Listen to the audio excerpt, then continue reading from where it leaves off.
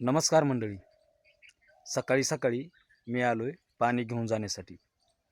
गावापासून जवळपास 1 ते 1.5 किलोमीटर लांब असलेल्या सरकारी विहिरीजवळ. तर सरकारी विहिरीमध्ये सध्या पाणी आहे का नाही मी काही ते पाहिलं नाही, कारण ती खूप जरा उंच आहे.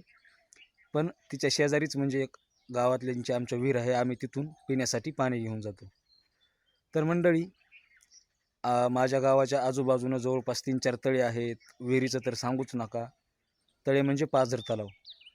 तर आता म्हणजे 1-2 पाझर तलाव पूर्णपणे आटलेत.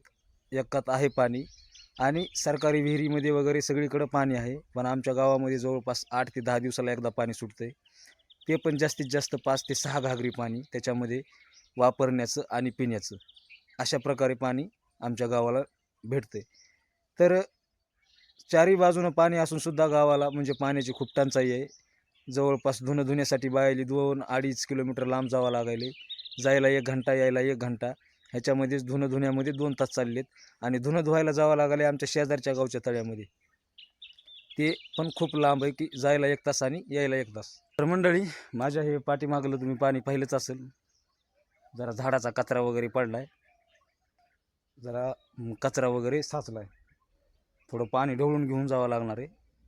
तुम्हाला दाखवतो. तर हे पाहू शकता, अशा प्रकारे विहिरीतलं पाणी आहे. हे पूर्ण गाव इथूनच पाणी घेऊन जाते पिण्यासाठी. तर मंडळी, व्हिडिओ आवडला असेल तर व्हिडिओला लाईक आणि चॅनलला सबस्क्राईब नक्की करा. भेटूया पुढच्या एका नवीन ब्लॉगमध्ये. धन्यवाद.